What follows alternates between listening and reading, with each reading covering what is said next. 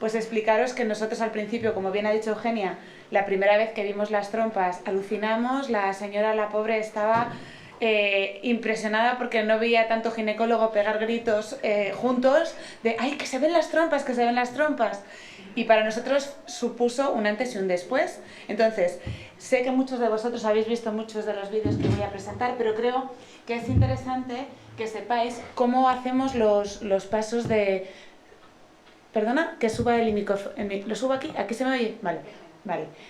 ¿Cómo hacemos los pasos de la técnica? Es muy en consonancia con lo que ha comentado Inés esta mañana. Nosotros no lo hemos llamado FertilScan, pero es muy parecido a lo que hacen en Francia, por lo que hemos visto. Como ha dicho Juan Luis, no voy a extenderme, la HIFOSI no es una técnica nueva, ya desde el inicio de los años 80-90 se realizaba esta técnica con aire y con suero. Nosotros cuando llegamos ya planteamos qué había en el mercado, qué podríamos hacer de nuevo y qué nos podría aportar el HIFOSI con el Exenfoam. Sabíamos que estaba la cromoperturbación, sabía el problema como siempre que aunque era la técnica gold estándar era invasiva y poco eficiente. Esta diapositiva es de Lucía, que luego os presentaré a Lucía Serrano, que es mi doctoranda de tesis para una tesis que va a depositar en breve sobre HIFOSI versus histerosalpingografía, pero es que es tan bonita que me da pena no ponerla y la repito muchas veces en los congresos. Luego teníamos la histerosalpingografía, que sabíamos que era efectiva, poco invasiva y eficiente, pero que tenía el grandísimo inconveniente de las radiaciones ionizantes y de los contrastes yodados. Y por último se nos presentó la HICOSI. Era técnicamente aparentemente ideal porque utilizaba ultrasonidos, un contraste no yodado, no necesitaba derivarse a otro servicio y valoraba todo, como el FertilScan, útero, ovarios y cavidad y trompas. Pero realmente lo que nos planteamos al principio es si era más tolerable, si los costes eran menores y si aumentaban realmente la tasa de embarazo. Todo eso iremos respondiendo a ello en las siguientes presentaciones. En resumen, sabíamos además que había publicaciones múltiples sobre la fiabilidad de la técnica. Sabemos que es una técnica fiable, que tenía una buena correlación con las gold estándar y nos faltaba saber si la apoyaban nuestras sociedades, las sociedades en las que todos estamos enmarcados. Pues bien, tanto la SEGO como la Sociedad Española de Fertilidad a nivel nacional nos apoyaban para utilizarla, la Sociedad Americana, la ESRE. Todo nos venía a decir que la histerosalpingografía debía ser sustituida por la histerosonosalpingografía con contraste, ¿vale? Entonces, más aún, los consensos europeos llevaban a la conclusión de que realizada por ginecólogos entrenados y siempre y cuando supieran, que es uno de los puntos, creo el único limitante, lo podemos discutir más adelante, de la técnica, si estamos entrenados y sabemos dónde buscar las trompas, lo cual es dependiente de la habilidad y de la experiencia como ecografista de los ginecólogos, la HICOSI debe sustituir a los rayos X. Esto no es nuevo, esto es un consenso del año 2013.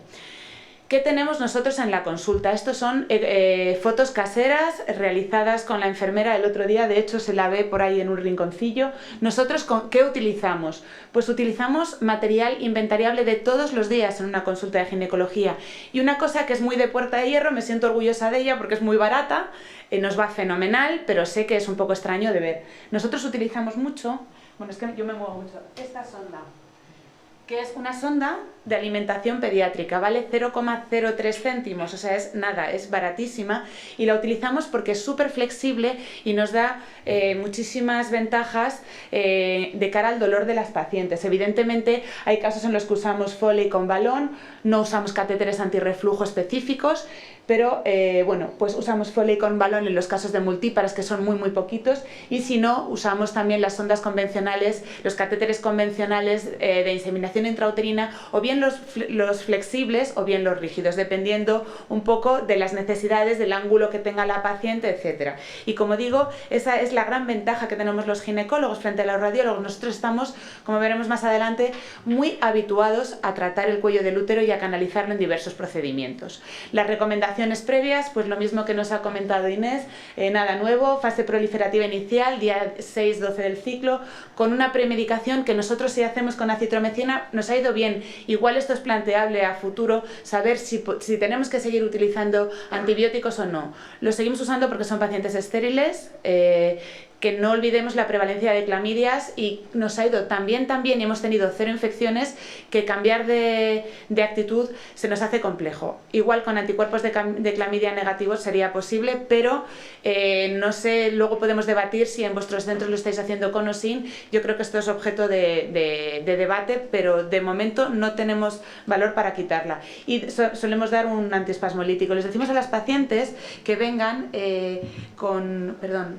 que vengan con la vejiga llena, que vengan con la vejiga llena en los úteros en ante, pues a la manera que hacemos en las técnicas de reproducción asistida, porque nos simplifica muchísimo tanto la visualización del catéter como la introducción del mismo. Rectificamos mucho el ángulo. En los úteros en retro a veces cuando se te olvida dices, madre mía, ya le he liado, ya tiene la vejiga llena. Bueno, pues la señora que vaya a hacer pis y vuelva. Le damos un consentimiento informado, que es un poco una modificación del de la SEGO que ha comentado Eugenia, en base a nuestra experiencia clínica, que hemos añadido los porcentajes hemos añadido en el consentimiento SEGO nuestra tasa de falsos positivos, de falsos negativos, y también hemos añadido la tasa de complicaciones que hemos tenido, que ya os digo que es cercana al 0%. Contraindicaciones. Las contraindicaciones que tenemos en nuestro centro, digo que esto también es un poco específico, es especial de cada centro, pero creo que es generalizable. Evidentemente en una infección genital activa nadie va a meterse a instrumentar un útero. Si hay un embarazo conocido o sospechado, tampoco, pero para eso realizamos una eco 2D, como veremos, previo a la técnica.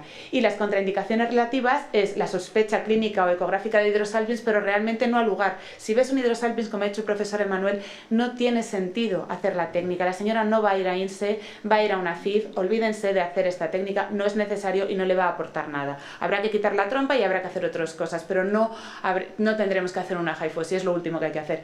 Y también en casos de sangrado uterino abundante no se hace porque dificulta mucho tanto la inserción del catéter que te lo escupe como luego la valoración de las imágenes dentro de la cavidad por la presencia de coágulos. Este es un vídeo igual muy casero, pero que me gusta porque lo hicimos hace un montón de años con la enfermera en condiciones habituales de uso en la consulta. Son 2 jeringas. Esto no se ha dicho, pero lo sabemos todos, una de Exem, que es el gel, y otra de agua, que tienen un dispositivo de ensamblaje. Aquí solo un apunte para los que no estéis familiarizados con él, lo he comentado muchas veces a las personas de IQ Medical. A mí el dispositivo de ensamblaje me parece que hay veces que hay que conectarlo muy bien, porque si no, salta. Y entonces, la tragedia es cuando te queda un Exem porque no ha venido compras. Tienes una paciente y la enfermera te dice, no te lo vas a creer. Bueno, pues sí me lo creo, que se ha caído todo al suelo, efectivamente. Entonces, ese dispositivo hay que tener cuidado y hay que conectarlo muy bien. Se mezclan los 2 contenidos, un poco a la manera de si habéis usado el Flosil, pues es lo mismo, es un ensamblaje. Y la grandísima ventaja y lo que ha marcado el punto diferencial es esto, que la mezcla es estable. 5 o 7 minutos, y eso disminuye los requerimientos de habilidad del ginecólogo ecografista. ¿Por qué? Porque cuando tienes algo que no es estable y que es menos viscoso, tienes que ser muy rápido para ver la trompa, que era algo que nos pasaba con los otros contrastes, mientras que con el Exem es mucho más fácil de ver, porque dura más tiempo. Bien. Esto es lo que os estoy comentando, la sonda nasogástrica de... Estos son los modelos que agradezco al doctor Martínez Pérez, que es el que lleva la simulación obstétrica, el equipo de simulación obstétrica que muchos de vosotros probablemente conozcáis, que es una pasada en simulación en Puerta de Hierro, y me ofreció estos modelos para enseñar cómo metemos la sonda nasogástrica pediátrica. La metemos a través del cuello por un lado del espéculo, que luego retiramos, y la metemos, como veis aquí, no tengo puntero, pero bueno, aquí podéis ver que la metemos hasta 1 centímetro más o menos del fondo. A la manera que hacemos la SINSE es lo mismo, es para evitar que haya espasmos y para que evitar contractilidades. ¿Y eso cómo lo vemos? Pues lo vemos evidentemente con la vía abdominal, que no siempre usamos, pero bueno, cuando tenemos dudas de posicionamientos del catéter lo podemos hacer así. Bien, ¿qué pasos seguimos en la HIFOSI? Yo soy muy neurótica, soy muy relajada, pero a la par soy muy neurótica. Siempre hago exactamente lo mismo porque me da la impresión que cuando repites las cosas n veces igual, al final te salen mejor y al final te acostumbras a, si ves siempre la trompa derecha primero, no te vas a equivocar a la hora de hacer el informe y decir cuál es la derecha y cuál es la izquierda. Entonces tengo mi sistemática de trabajo y siempre hacemos igual. Es la sistemática que, bueno, Lucía la vio con nosotros cuando era residente y hace muchos años, afortunadamente para ella, que tiene buenas guardias y no es residente. Nosotros lo primero que hacemos es un estudio morfológico 2D y descartamos gestación siempre. Y luego valoramos toda la patología ginecológica asociada, como ha dicho Inés, ver si hay quistes, si hay pólipos, si hay otro tipo de cosas.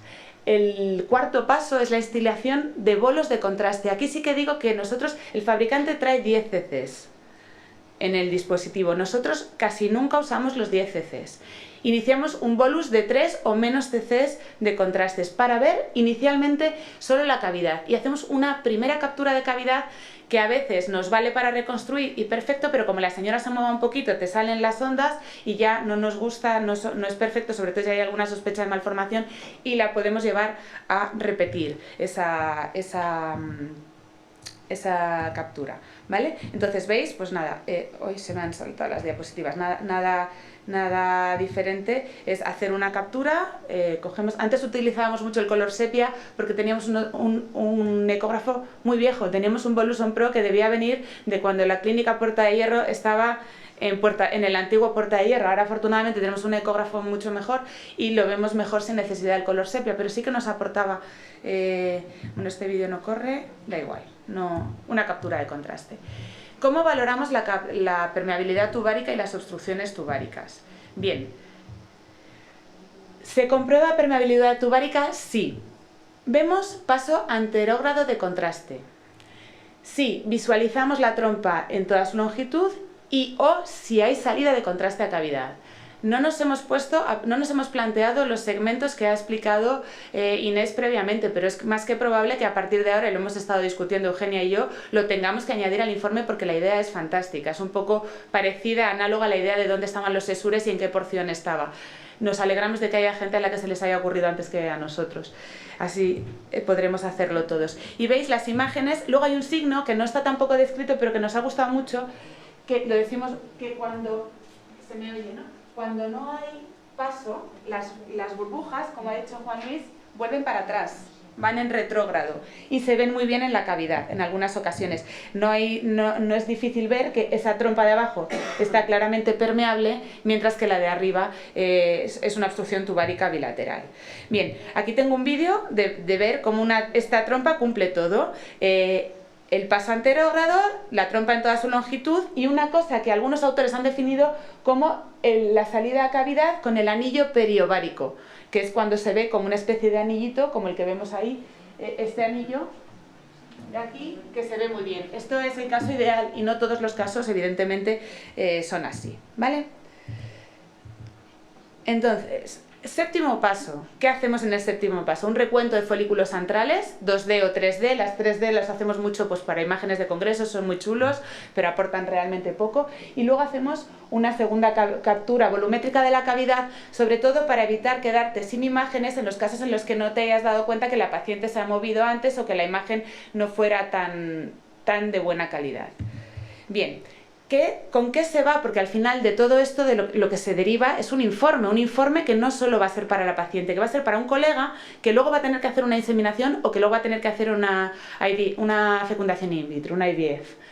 Nosotros le damos una serie de recomendaciones. Estas recomendaciones las podéis, por favor, porque para eso estamos aquí, fusilar si las queréis y si os interesan. Porque yo creo que al final trabajamos todos, la idea de estas reuniones es que todos trabajemos de manera análoga en nuestro país.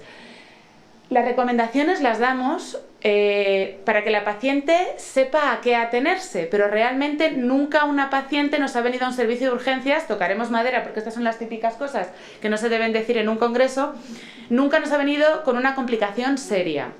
Les damos lo que tienen que evitar en los primeros días, que evidentemente como cualquier instrumentación, relaciones sexuales y baños de inmersión, pero les decimos 2 o 3 días, porque luego lo que deben hacer es tener relaciones sexuales por, como contará Carmina Bermejo más adelante, aumentar la probabilidad de embarazo espontáneo post-prueba.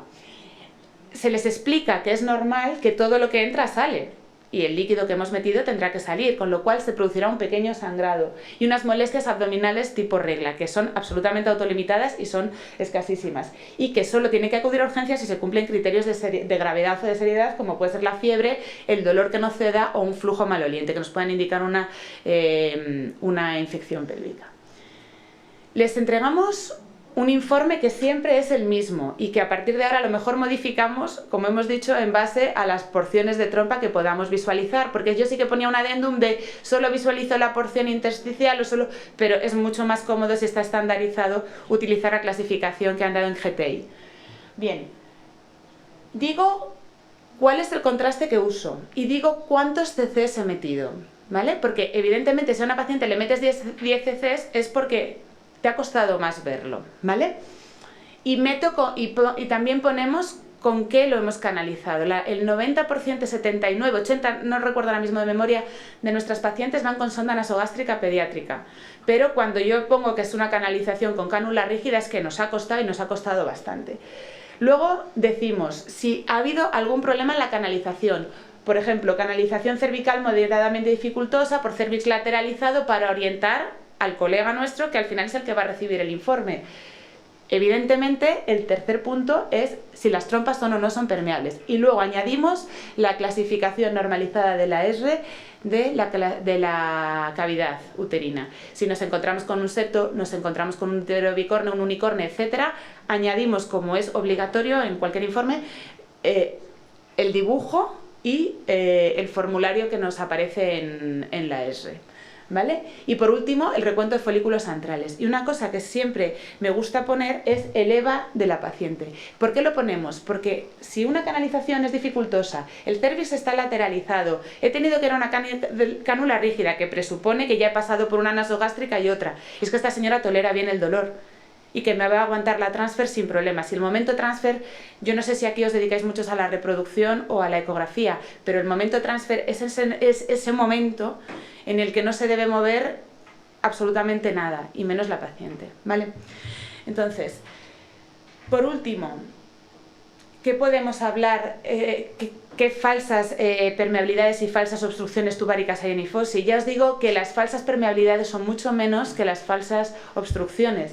Las falsas permeabilidades pueden ser por permeación vascular, que lo que yo realmente esté viendo sea un trayecto de un vaso y no sea una trompa. Es infrecuente, pero lo podemos ver. Y también muchas veces por las asas intestinales. Eso no lo he puesto aquí. La refringencia de la pared de la asa intestinal te puede llevar a equívocos. Eso es más de experiencia clínica que creo que no sé, mira, veo por ahí cabezas que ya les ha pasado que de publicaciones, pero creo que es una cosa a definir. Es un falso positivo, es que veas un asa que luego realmente es un asa intestinal. Y alteraciones a nivel de la fimbria que sean muy distales, que te den la imagen, pero que realmente no sea una permeabilidad como tal. Yo eso lo pongo en duda, pero como está descrito en todas partes, lo digo. Está descrito, las falsas oclusiones, como he dicho, son un 10% frente a las falsas permeabilidades, que son un 6,7%, con contrastes con los otros contrastes, con el EQIS. Y lo que sí que hemos visto son las falsas obstrucciones tubáricas, por presencia de moco, por espasmos tubáricos y por una cosa que los que hacemos repro conocemos mucho, que es la endometritis crónica, que produce unos edemas estromales y unas micropoliposis que a veces te dan falsas obstrucciones, que no lo son, que luego les repites la prueba y pasa. Y también, pues evidentemente, los coágulos de sangre, por eso evitamos hacerlo en periodo menstrual. ¿De acuerdo? Pues hasta aquí quería...